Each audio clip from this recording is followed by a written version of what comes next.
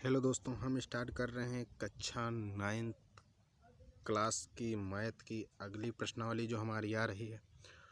उस प्रश्नावली में हम सीखेंगे कि हमारी जो सम संख्याएं होती हैं क्या होती हैं, सम तथा विषम पूर्णांक। सम तथा विषम पूर्णांक इनको इंग्लिश में कहते हैं इवन एंड ऑड इंटीजर्स। क्या कहते हैं? Integers, even and odd integers. तो आपके जो सम पूर्णांक होते हैं इसमें आपके आते हैं +-2, +-4, +-6, ऐसे डट करके जो भी आपके होते हैं वो सब आपके कहलाते हैं सम पूर्णांक। तथा जो आपके विषम पूर्णांक होते हैं, विषम पूर्णांक, वो आपके क्या होते हैं, +-1, +-3, +-5, डट ऐसे आपके होते हैं, वो आपके कहलाते हैं विषम पूर्णांक। यानी इवन इंटीजर्स हमारे वह होते हैं जो 100 से, 1 से तथा स्वयं से विभाजित हो जाते हैं, स्वयं से विभाजित हो जाते हैं। और जो हमारे ऑड इंटीजर्स होते वह ऐसे हमारे इंटीजर्स होते हैं, ऐसे हमारे पूर्णांक होते हैं जो 1 से तथा स्वयं से विभाजित होते हैं। क्या होते हैं? 1 से तथा स्वयं से विभाजित होते हैं, वह हमारे कहलाते हैं विषम पूर्णांक। फिर इसके उपरांत आपकी अगली हेडिंग आती है निरपेक्ष मान निकालना। निरपेक्ष मान किसका? पूर्णांक का। तो यदि हमें इंटीजर्स का निरपेक्ष मान निकालना है तो उसके लिए हम क्या कहते हैं, जो हमारा निरपेक्ष मान होता है उसको, जैसे यदि हमें ए का निकालना है, ए का निरपेक्ष मान, तो हम क्या करेंगे, इसको हम ऐसे लिखेंगे। जो आपका ऐसे का निशान होता है इसको हम कहते हैं वाड। क्या कहते हैं? वाड कहते हैं। ठीक है। और इससे हम, या इसको हम ऐसे जैसे हमारा लिखा है तो इससे हम कहते हैं मापांक ए। क्या कहते हैं? मापांक ए कहते हैं। यदि हमारा ए इस रूप में लिखा होता है तो इसका अगर जो हमें निकालना है का निरपेक्ष मान, तो ये आपका ए हो जाता है। यदि हमारा ऐसे लिखा है का निरपेक्ष मान, तो भी हमारा ए हो जाता है। यदि आपका निगेटिव में होता है तब भी, यदि इस निशान को हम हटाते हैं, मापांक को हटाते हैं, तो हमारा जो ए होता है वो हमारा पॉजिटिव आ जाता है।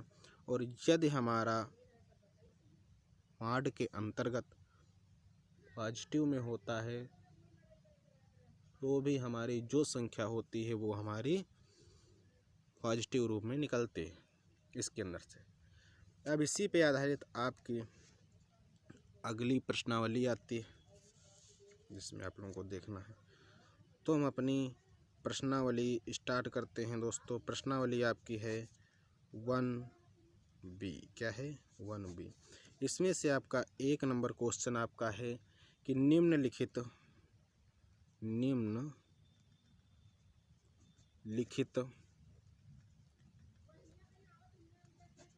पूर्णांकों के योगात्मक प्रतिलोम लिखिए। प्रतिलोम लिखिए। चलिए अब इन पर भी बात कर लेते हैं। तो एक आपका होता है योगात्मक प्रतिलोम। कौन होता है? योगात्मक प्रतिलोम। हालांकि हमने जो हमारी पिछली एक्सरसाइज थी उस पे हमने इन पे की थी बात, एक बार फिर से हम इनको देखेंगे। दूसरा आपका होता है गुणात्मक प्रतिलोम। तो जो योगात्मक प्रतिलोम आपका होता है, इसमें क्या होता है, यदि हमारी कोई भी संख्या लिखी हुई है उसके आगे यदि हमारा पॉजिटिव या निगेटिव का कोई भी हमारा निशान लगा हुआ है तो हमारा वो एक्सचेंज हो जाता है। यानी अगर जो हमारा पॉजिटिव का लगा है वो आपका निगेटिव हो जाता है, और अगर जो निगेटिव का लगा है तो वो आपका पॉजिटिव का हो जाता है। लेकिन जो आपका गुणात्मक प्रतिलोम होता है, हालांकि इसमें ऐसा नहीं होता है। इसमें आपका क्या होता है, यदि हमारी कोई संख्या लिखी हुई है और उसका हमें गुणात्मक प्रतिलोम निकालना है, तो इसमें हम क्या करते हैं, अगर जो वह, चलिए उदाहरण हम ले लेते हैं। उदाहरण मान लीजिए कि अगर वह जैसे 3/5 लिखी, अगर जो कहता है का गुणात्मक प्रतिलोम निकालिए, तो हम क्या करते हैं, हम इसको उलट के केवल लिख देते हैं 5/3। तो यहाँ से हम देखते हैं कि हमारा जो गुणात्मक प्रतिलोम होता है उसमें हमारा जो अंश है वो हमारा हर हो जाता है, जो हमारा हर है वो हमारा अंश हो जाता है। तो ये आपका कुछ इस प्रकार होता है कि यदि हमें किसी संख्या का भी गुणात्मक प्रतिलोम निकालना होता है तो उसका जो अंश होता है वो हमारा हर बन जाता है, और जो हमारा हर होता है वो हमारा अंश बन जाता है। ठीक ऐसे ही आपका 1 नंबर क्वेश्चन दिया गया, इसमें आपको केवल योगात्मक प्रतिलोम निकालना है। क्या निकालना है, योगात्मक प्रतिलोम। तो इसमें आपको संख्याएं दी गई हैं, लिखा 1 नंबर पे आपकी संख्या है -7, फिर आपका दिया गया है 0, फिर आपका 1 दिया गया है, फिर आपको दिया गया है माइनस ब्रैकेट के अंदर a+b। तो इनका हमें निकालना है योगात्मक प्रतिलोम। तो लिखेंगे -7 का योगात्मक, -7 का योगात्मक प्रतिलोम। ठीक है,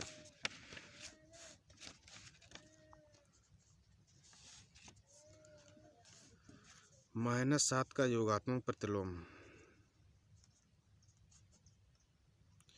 तो ये आपका क्या हो जाएगा, चूंकि हम देख रहे हैं यहाँ पे हमारा निगेटिव का निशान लगा है, तो अगर जो हम इसका योगात्मक प्रतिलोम निकालते हैं तो क्या होता है, इसका जो निशान होता है हमारा एक्सचेंज हो जाता है। तो यहाँ पे आपका आ जाएगा 7। ऐसे ही हम 0 का निकालेंगे, 0 का योगात्मक प्रतिलोम। तो ये आपका 0 होता है, क्योंकि आपका जो 0 होता है वो ना तो आपका निगेटिव होता है और ना ही आपका पॉजिटिव होता है। फिर आपका 1 का निकालने को है, तो 1 का योगात्मक प्रतिलोम आपका क्या हो जाएगा, निगेटिव का 1 हो जाएगा, क्योंकि यहाँ पे जिसके आगे कोई निशान नहीं होता उसके आगे हम पॉजिटिव का निशान मानते हैं। ठीक है, फिर आपका आता है माइनस का a+b का योगात्मक प्रतिलोम। तो यहाँ से आपका इसके आगे हम देख रहे हैं कि निगेटिव का निशान लगा है, तो ये आपका काय का हो जाएगा, पॉजिटिव का हो जाएगा। तो इस प्रकार आपके ये सब आंसर हो जाएंगे। फिर आगे हम इसके आगे हम लगाते हैं, आगे देखते हैं। तो आगे आपका अगला दिया गया है प्रश्न नंबर 2। आपका प्रश्न नंबर 2 कह रहा है कि वितरण नियम से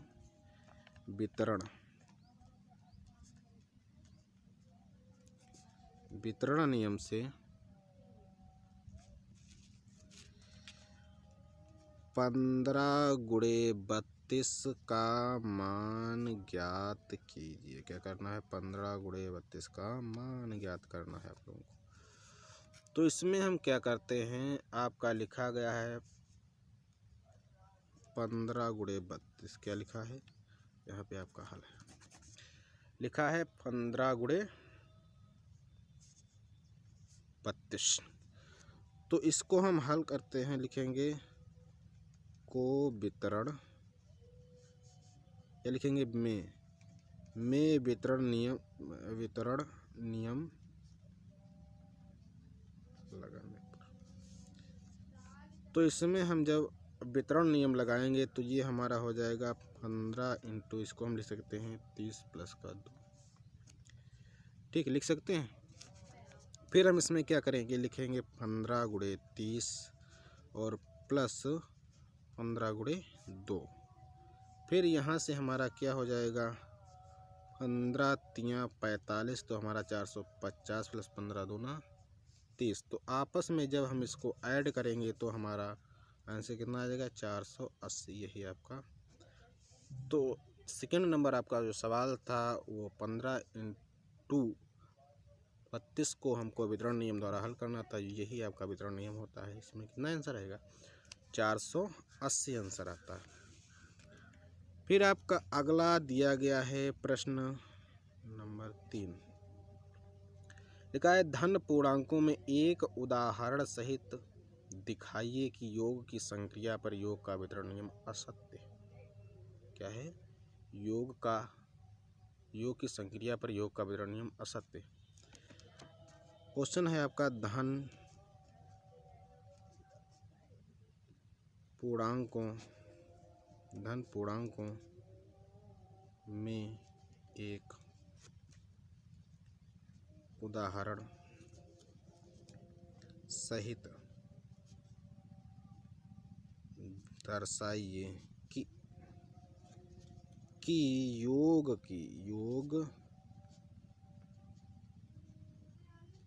की संक्रिया पर योग का वितरण नियम असत्य है। क्या है, फाल्स, गलत है। तो इसको देखते हैं कि इसको हम कैसे हल करते हैं। तो इसमें आपका जो है वो कैसे हल किया जाएगा, ये हम देखते हैं। तो हम इसका हल देखते हैं। हल आपका क्या हो जाएगा, लिखेंगे माना कि 3 + 4 + 5, तो इसको हम ऐड कर लेंगे तो हमारा कितना हो जाएगा, 3 + 9 बराबर कितना आ जाएगा आपका 12 आ जाएगा। कितना आता है आपका 12। अब यदि इसमें हम क्या करें, इसमें वितरण नियम से करते हैं। यदि इसमें हम क्या लगाते हैं, वितरण नियम लगाते हैं, तो हमारा क्या आ जाता है 3 + 4, क्या होता है 3 + 4, और फिर आता है +3 + 5, तो ये आपका आ जाएगा 4 3 आपका 7 हो जाएगा और +5 दिन आपका 8 हो जाएगा। तो 8 7 कितना हो जाएगा 15 हो जाएगा। तो इस प्रकार हम यह देखते हैं कि आपका जो ये वाला हल है 5 + 5, जितना आपका सॉल्व इसका रहा था उतना आपका जो सॉल्व है इस वितरण नियम का नहीं आ रहा। That's not equal to। तो लिखेंगे अतः धन पूर्णांकों में योग की संक्रिया पर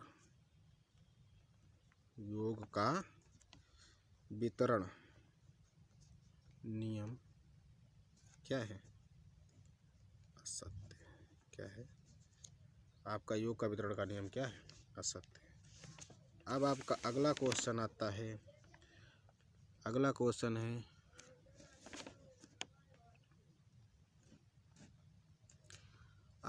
आपका दिया गया है प्रश्न 4। कौन सा दिया गया है आपका, प्रश्न नंबर आपका दिया गया है 4। इसमें आपसे कहता है कि दर्शाइए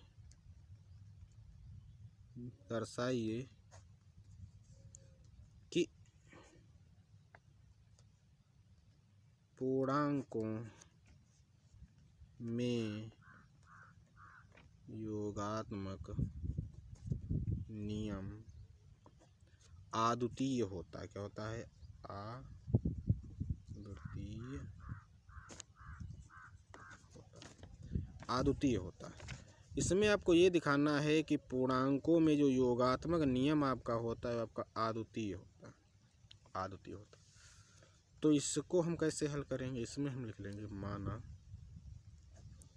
माना ए एक पूर्णांक है, ए क्या है, एक आपका एक पूर्णांक है, तथा बी कोई दूसरा पूर्णांक है, बी क्या है, दूसरा पूर्णांक है। तब हम क्या देखते हैं कि a plus b equal to क्या आता है, एक पूर्णांक आता है, क्या आता है, इसका जब योग करेंगे तो भी हमारा एक क्या आता है, पूर्णांक आता है, और b प्लस a करते हैं तब भी हमें एक पूर्णांक ही प्राप्त होगा, क्या प्राप्त होगा, पूर्णांक ही प्राप्त होता है। अब इसको हम उदाहरण के रूप में देख लेते हैं कि उदाहरण यदि लेकर के लगाएं, जैसे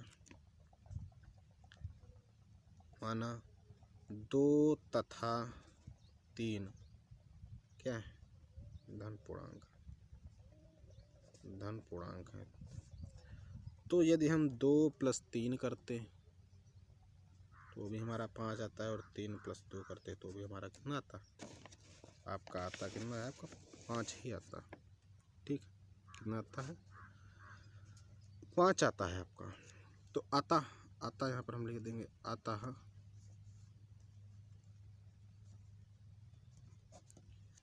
पूर्णांकों में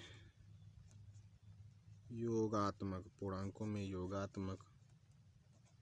नियम आद्वितीय होता, क्या होता है, आद्वितीय होता,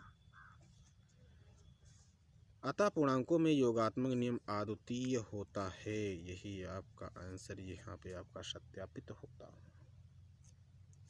सत्यापित हो रहा। अब आपका दिया गया है प्रश्न नंबर 5। इसमें कहता है कि निम्नलिखित संख्याओं में से धन पूर्णांक छाटिए। धन पूर्णांक छाटना है आपको कि कौन कौन से धन पूर्णांक छाटिए, धन पूर्णांक आपको छाटना है। आपको दिए गए हैं 8 माइनस 6, 2 माइनस 5, 1 प्लस 3, और दिया गया है -3 गुणे माइनस का 4 प्लस 8 भागे 2, फिर आपको माइनस का 5 दिया गया है, गुणे में 3 दिया गया है, फिर 3 गुणे आपको 5 दिया गया है। तो इसमें हमको क्या छाटना है, लिखेंगे हल तो लिखेंगे इनमें धन पूर्णांक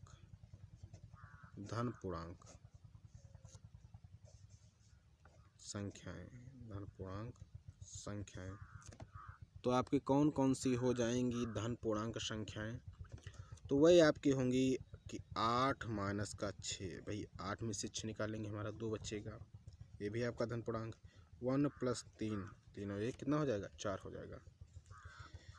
-3 गुणे माइनस का 4, ये वाली आपकी हो जाएगी, ये वाली आपकी हो जाएगी, और ये वाली आपकी हो जाएगी। फिर 8 भागे 2, ये वाली आपकी हो जाएगी। फिर आपकी आएगी 3 गुणे 5, क्योंकि यदि इसको हम हल करेंगे तो हमारा निगेटिव का हल आएगा, इसको हल करेंगे वो भी हमारा निगेटिव का आएगा।